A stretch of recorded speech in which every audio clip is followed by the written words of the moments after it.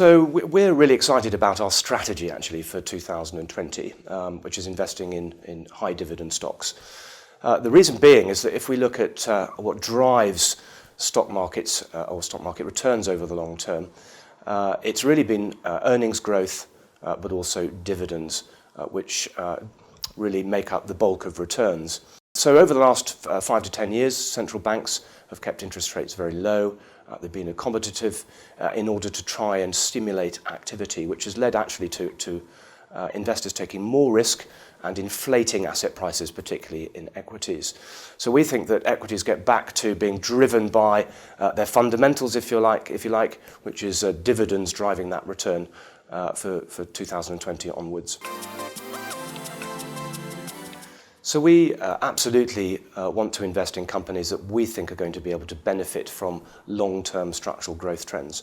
That enables them to invest themselves into their businesses to be reasonably certain that when they innovate and produce new products and services, that those will have a reasonable demand for them over the long term. So one really interesting structural trend that we are investing for is health and well-being, or nutrition, where we really believe that there's quite a sea change going on and that people are wanting to eat less animal protein and replace that with plant-based protein. So we're playing that through a company called International Flavours and Fragrances, but also through Danone, and we think the structural growth there is going to be very large indeed from an expanding total addressable market.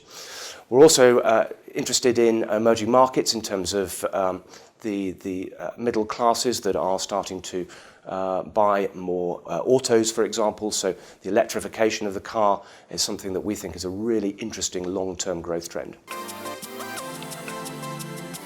Well, we're pretty confident that actually we are going to see a pretty interesting year for equities next year, and I think the market has really been asking, are we sliding into recession, into a global recession? And the signs are that we're actually not going to be, that we are mid-cycle rather than at the end of the cycle, and that central banks have, through cutting interest rates, by also providing some fiscal stimulus, will actually lead to equities being quite strong for 2020.